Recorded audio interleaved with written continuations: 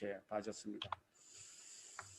우리 장군님의 그 전장 일기를 같이 한번 보겠습니다. 얼마나 이분이 단순한 장군이 아니고 이렇게 문무가 견전이 됐는가. 92년 임진년 2월 20일 이 난중일기에 있는 기록 그대로입니다. 늦게 떠나 흥량에 이르니 좌우로 핀 산꽃과 범풀이 한 폭의 그림 같다. 이게 오간을 쭉 돌아보면서 순시하면서 점검하면서 쓰신 글이거든요. 근데 어느 날 비가 오니까 꽃비를 맞으면서 갔다 하고 이렇게 또 쓰기도 합니다. 그 다음에 6월 12일자에 보면은 아침에 흰머리 연하모를 뽑았다. 흰머리를 어찌 끓이려면 늙으신 어머님이 계시기 때문이다. 이렇게 하면서 효도를 이렇게 하기도 하고, 그 이듬해에는 사실상 상주방씨 아내에 대한 글은 별로 안 나옵니다. 한 7번 정도 나오시는데, 아내의 병이 극히 중하다고 한다.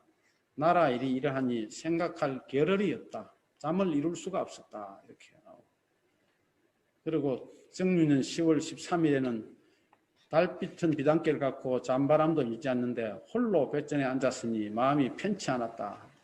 장군님이 글을 쓸 때 보면은 이렇게 누구를 만나러 갈 때 배를 타고 간다 이렇게 안 합니다. 해를 타고 또는 달을 타고 가서 만났다. 이런 식으로 돼요.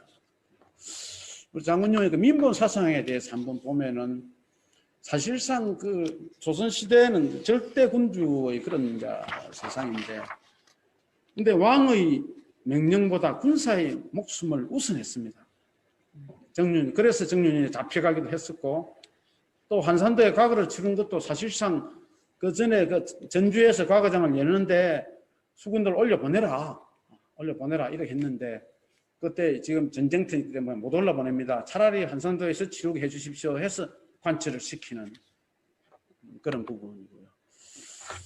그 다음에 그 공도정책과 둔전에 대해서 한번 생각을 해보면은, 사실상 그 조선 초기에 왜구들이 많이 오니까 정부에서 조정에서 공도정책을 내놨습니다. 그러니까 그 섬지방 있는 데는 사람을 살지 마라. 그래서 전부 다 이렇게 철수를 시킵니다. 육지로. 그래서 임진왜란 때 그 한산 대첩을 할 적에 외놈들이 나중에 쫓겨서 헤엄을 쳐서 한산도로 이제 올라가는데, 그때 장군님이 그러시거든요.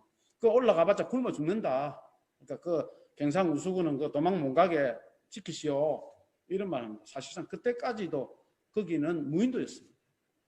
근데 그러다 보니까 어쩌면은 그 아이러니하게도 왜구들의 근거지가 되기도 하고 이런 부분이 있습니다. 근데 그런데 밑에 이제 피난민들이 많이 몰려오니까 이제 둔전을 아시죠? 둔전을 개발하기도 하는데, 사실상 그 굶주림하고 맞싸울 공포는 없다고 합니다. 그래서 여기 제가 역자의식이라고 위에 써놨는데, 중국에서도 그랬고 우리나라 임진왜란 때도 그런 기록이 나옵니다. 기록에. 이게 역자의식이라는 것은 차마 굶주렸는데 자기 자식은 못 먹으니까 자식을 바꾸어서 먹는다는 소리입니다. 그만큼 이 굶주림에서는 어떻게 할 수가 없습니다. 그만큼 중요하다는 거죠. 그래서 먹고 살 수 있도록 경제를 이렇게 세웁니다. 생선도 잡아서 팔기도 하고 미역, 소금 장수까지 하면서 이렇게 불량미도 마련하고 이런 부분을 우리가 충분히 이렇게 깊이 생각을 해야 되지 않을까 이래 싶기도 하고요. 그리고 이제 전장터에서 전사를 하거나 부상자가 있을 경우에는 반드시 엄숙하게 장례를 치르고 부상자 치료를 당부해라. 심지어는 그 집에 농사일도 잘 이렇게 돕도록 하라고 그걸 원들한테 명령을 내리기도 하고요. 또 적선을 태우기 전에는 반드시 수색을 해서 우리 포로가 있으면은 구해오너라 이렇게 하기도 합니다. 이게 이제 어떤 전투가 끝나고 나면은 뭐 견내랑 파 외병장, 당포 파 외병장 이렇게 해서 이제 장계를 보내는데, 거기 보면은 조선 시대는 사실상 아주 그 엄격한 신분제 사회였습니다. 그때 이제 장계 견내랑 파 외병장에 보면 한 150명 정도를 이렇게 명단을 올립니다. 그 전공에 대해서. 거기 보면은 이게 노비까지 전부 다 했습니다. 이게 산업 보면은 견내랑 파외병장에 보면은 산업이 부동, 또 절집 종 비세, 객군 토변 강돌매, 또 포작 이보인, 포작이 이제 우리말로 하면 보작이죠. 이 포작이 아까 말씀드린 그 공도정책에서 섬에서 다 나가라고 하니까 자기들이 터전을 보니까 그 사람들은 나가지 않고 이렇게 옮겨 다니면서 이렇게 먹고 살던 그 사람들을 보고 포작이라고 합니다. 그런 사람까지 챙기는 거죠. 결국 이분들이 보자기들이 나중엔 그 맹량대첩배를 치를 때 보면 저 멀리에서 배를 이렇게 백여척 이렇게 띄워서 군사인 양 보이게 하고 이런 그런 것이 있었어요. 그래서 이 부분을 조금 생각을 하려고 하면 조선시대 신분제도를 한번 우리가 잠시 살펴봐야 합니다. 조선시대 양반, 양민, 노비 이랬는데 사실상 양반만 있고 사람은 없었습니다. 여러분들 이게 우리가 사람을 볼 때 저기 한 사람, 두 사람 이렇게 세잖아요. 근데 노비도 분명히 사람입니다. 근데 노비를 셀 때는 입구자를 써서 한 구, 두 구 이렇게 합니다. 이게 재산이라는 소리죠. 재산. 그래서 그게 혹시 보셨는지 모르겠습니다만 옛날에 아주 인기 있었던 그 미스터 선샤인 거기 보면은 그 노비를 이제 쳐 죽이면서 그 이제 대감마님 그러죠. 주인이 재산이 축나는 거는 아깝지만은 아래 것들한테 교육이 돼서 다행이다 하고 그래서 재산 그러니까 소위 말해서 이 생사 여탈권을 노비가 저기 양반이 갖고 있는 그런 식이건데 여기 보면은 좀 기분 나쁜 게 노비도 이제 남자 노비, 여자 노비가 있는데 여자 노비가 더 비쌉니다.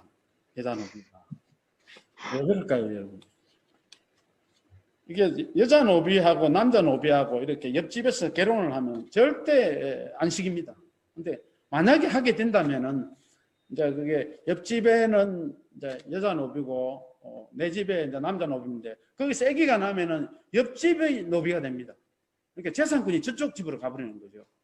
그래서 이렇게 양민들 중에서 양반한테 이렇게 빚이 많다든지 그래 하면은 그럴 때 딱 작전을 씁니다. 이렇게 우리 집에 내 집에 있는 남자 노비하고 양민의 딸하고 이렇게 결혼을 시킵니다. 그래 하면 나중에 양민의 딸이 놓은 그게 내한테 우리 집의 노비가 되는 겁니다.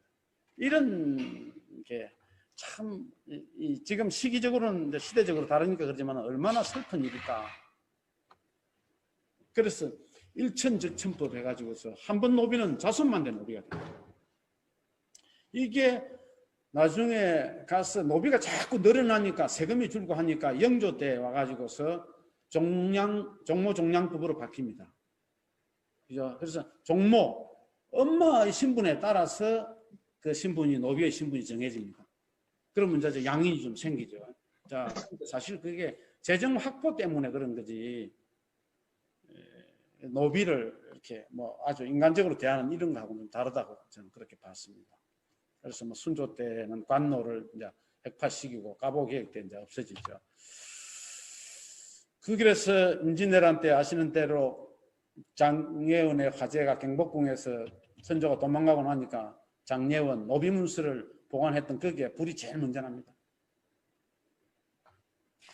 그리고 노비한테 임진왜란한테 전부 이제 군사가 없으니까 노비가 저걸 목을 하나 베어 오면은 면천을 허락을 하고 또 2개 이상 가져오면 직위도 수여하고 그 노비는 나중에 그 무가 정도 응시를 허용하고 이렇게 하지만 결국은 나중 가면 그것도 유야무야 돼버립니다.